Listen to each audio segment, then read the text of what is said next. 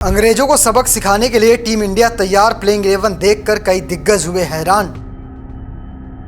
Opener, spinners और pacers के नाम पर लगी मुहर, दो की जगह पर अभी भी छिड़ी है लड़ाई। रोहित विराट की रिकॉर्ड पर होगी गिल की नज़र, कोच गौतम गंभीर की भी शुरू हुई परीक्षा। भारत और इंग्लैंड के बीच 5 टेस्ट मैचों की एक सीरीज खेलाई जाएगी। ये 2025 से 27 का जो WTC का साइकिल है उसकी शुरुआत हो रही है। भारतीय टीम की शुरुआत एक नज़र होगी कि उनकी शुरुआत जीत के साथ हो। वहीं इंग्लैंड भी चाहेगी कि पिछले 3 WTC के फाइनल में वो नहीं पहुंच पाए हैं, इस बार वो कुछ अच्छा कारनामा करें, अच्छा खेल दिखाएं जिसकी बदौलत वो कह सकते हैं फाइनल खेल सकें। अब दोनों ही टीमों पर नज़र है, लेकिन इस सीरीज में 5 टेस्ट मैच खेले जाने हैं। पहला मुकाबला लीड्स में खेला जाएगा।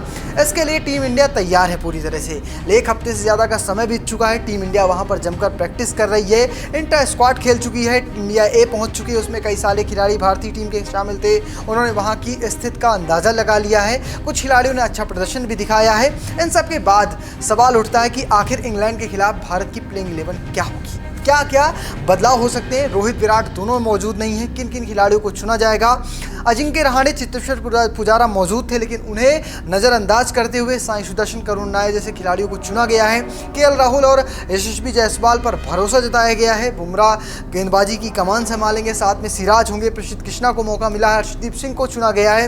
इसके अलावा ऋषभ पंत, ध्रुव जुरैल है। कुछ इस तरह से स्क्वाड है। चलिए बनाते हैं क्या होगी प्लेइंग 11 और लीड्स के रिकॉर्ड क्या कहते हैं, वहाँ की पिच रिपोर्ट क्या कहती है, सब आपको दिखाऊंगा। तो आगे बढ़ने से पहले देख लेते हैं क्या है टेस्ट सीरीज का शेड्यूल। पहला मुकाबला 20 जून से शुरू होगा। ये मुकाबला 20 जून से 24 जून के बीच लीड्स में खेला जाएगा। दूसरा मुकाबला 2 जुलाई से 6 जुलाई के बीच बर्मिंघम में खेला जाएगा। तीसरे टेस्ट मैच की बात करें तो 10 से 14 जुलाई के बीच में लॉर्ड्स में खेला जाएगा, ये लंदन में है। अगर बात करें चौथे टेस्ट मैच की तो वो 23 से 27 जुलाई के बीच खेला जाएगा मैनचेस्टर में। अगर 5वें टेस्ट मैच की बात करें तो 31 जुलाई से 4 अगस्त के बीच द ओवल में खेला जाएगा।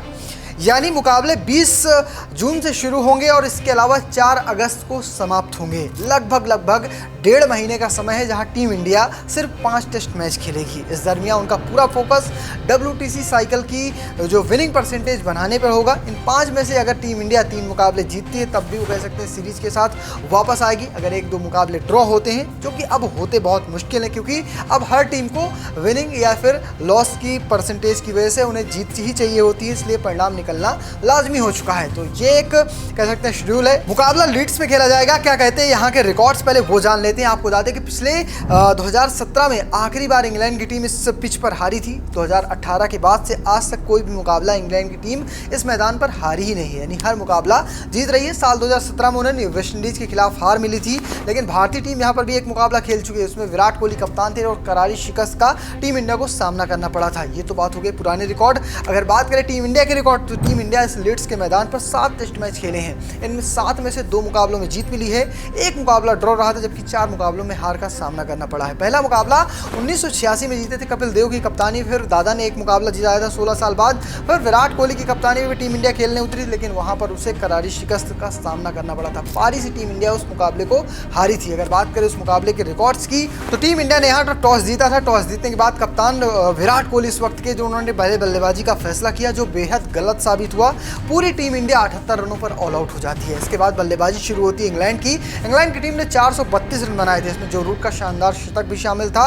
तो इसके बाद अगर बात करें बल्लेबाजी जब दोबारा आती है टीम इंडिया की, तब टीम इंडिया 278 रन बना पाती है और इसके बाद भारतीय टीम में मुकाबला 76 रनों से हार जाती है। इस हार के बाद से कह सकते हैं 2021 में हार मिली थी, अब 2025 है, लगभग 4 साल बाद टीम इंडिया इस मैदान पर दोबारा खेलने उतरेगी। अब कप्तान भी बदल चुके हैं, टीम भी बदल चुकी है। विराट कोहली भी संन्यास ले चुके हैं, रोहित शर्मा भी जा चुके हैं, उस टीम के जो हाईएस्ट स्कोरर थे पुजारा वो भी जा चुके हैं, साथ में अजिंक्य रहाणे भी मौजूद नहीं है। पूरी नई टीम है, नया जोश है। किस तरह से टीम इंडिया इंग्लैंड को मात देती है देखना दिलचस्प होगा। तो ये तो बात हो गई पुराने रिकॉर्ड्स की, लेकिन बात करते हैं लीड्स की पिच रिपोर्ट की, जो कि बहुत जरूरी होती है। हेडिंग्ले क्रिकेट ग्राउंड की पिच बल्लेबाजों के लिए आसान नहीं रहने वाली है। मुकाबले के दौरान बारिश की संभावना जताई गई है, जिससे तेज गेंदबाजों को काफी मदद मिल सकती है। यहाँ तेज गेंद, स्विंग और बाउंस दोनों अच्छा मिलता है। मैच के दूसरे और तीसरे दिन स्पिन गेंदबाजों की भूमिका अहम हो सकती है। यानी ये पिच रिपोर्ट बताती है। और इंग्लैंड ने जो कह सकते हैं माइंड गेम भी खेला है कि शुरुआत लीड्स से करते हैं। लीड्स अमूमन जो भारतीय परिस्थितियां होती हैं उनसे बिल्कुल अलग होता है। तेज उछाल होती है, बाउंस होता है, तेज गेंदबाजों को खूब मदद मिलती है। और कह सकते हैं कि वो एक होता है ना कि सामने जो टीम हो उसका, या विदेशी टीम हो या एक सीआई टीम हो, उनका मोरल डाउन करने के लिए इंग्लैंड या न्यूजीलैंड जो भी टीमें होती हैं वो ऐसे ग्राउंड से सीरीज की शुरुआत करते हैं जहां पर तेज गेंदबाजों को खासी मदद मिलती है। और अपने तेज गेंदबाजों के मन मुताबिक पिच बनाते हैं। थोड़ी सी घास होती है जिससे कह सकते हैं ना बल्लेबाजी करना बिल्कुल नामुमकिन हो जाता है। भारतीय टीम यहाँ पर किस तरह से करेगी देखना दिलचस्प होगा। भारतीय टीम के स्क्वाड की बात करें तो इसमें 8 बल्लेबाज रखे गए हैं, 4 ऑलराउंडर हैं, इसके अलावा 6 गेंदबाजों को रखा गया है। तो 18 सदस्यीय टीम का ऐलान किया गया है। इस टीम में कई बड़े बड़े नाम हैं। बुमराह हैं, बुमराह गेंदबाजी की कमान संभालेंगे। राहुल, शुभमन गिल ये कह सकते हैं बल्लेबाजी की कमान संभालेंगे शुरुआत में। मिडिल ऑर्डर में ऋषभ पंत मौजूद हैं, इसके अलावा रविंद्र जडेजा भी मौजूद होंगे स्पिन गेंदबाजी के साथ। तो कुछ इस तरह से बड़े नाम हैं, इनके दम पर चलिए बनाते हैं कि बेहतरीन टीम, यानी कहते हैं प्लेइंग 11। ओपनिंग की बात की जाए तो ओपनिंग लगभग पक्की मानी जाएगी। यशस्वी जायसवाल होंगे और केएल राहुल होंगे। इन दोनों के अलावा तीसरे के नाम पे विचार भी नहीं किया जाएगा और इसी के साथ टीम इंडिया जाएगी। ये तो बात हो गई ओपनिंग की। नंबर 3 एक अच्छा ऑप्शन आता है।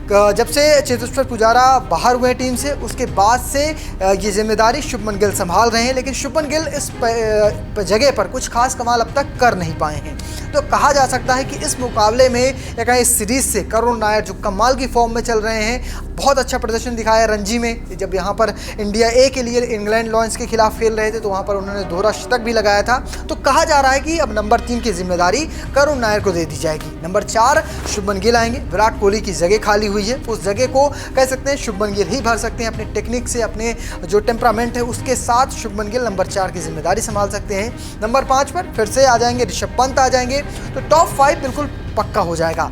उसके बाद नंबर 6 की बात करें तो यहाँ पर नीतीश कुमार रेड्डी थोड़े भारी पड़ते हैं शार्दुल ठाकुर से। शार्दुल की गेंदबाजी जरूर बेहतर है, लेकिन बल्लेबाजी में नीतीश उन पर भारी हैं। शार्दुल ने अभी इंट्रा स्क्वाड टेस्ट मैच में शतक लगाया है, लेकिन नीतीश ने ऑस्ट्रेलिया के खिलाफ बॉर्डर गावस्कर ट्रॉफी में कमाल की पारियां खेली थी। तो ये कह सकते हैं कि नीतीश कुमार रेड्डी शार्दुल पर थोड़ी भारी पड़ेंगे और इस वजह से उन्हें मौका मिल सकता है। इसके अलावा ये नंबर 6 हो गए। नंबर 7 रविंद्र जडेजा का पक्का माना जाएगा। नंबर 7 के बाद नंबर 8 आता है। यहाँ पर जब कह सकते हैं जो तीसरा और चौथा दिन होता है वहाँ पर स्पिन गेंदबाजों को थोड़ी मदद मिलती है, तो इसलिए कुलदीप के साथ भी जाया जा सकता है।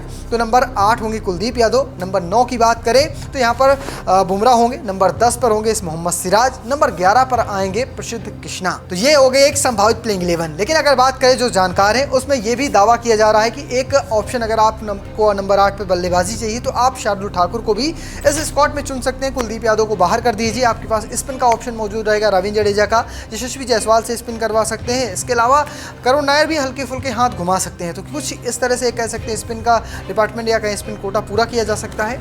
और इसके अलावा एक डिबेट ये भी है कि प्रसिद्ध कृष्णा या फिर अर्शदीप सिंह। प्रसिद्ध कृष्णा जिस तरह से आईपीएल में गेंदबाजी कर रहे हैं, गुड लेंथ की गेंदबाजी करते थे, काफ़ी उछाल मिलता था, बल्लेबाजों को खासी दिक्कत हुई है। पर्पल कैप उन्होंने जीता, इस वजह से टीम में भी चुने गए हैं।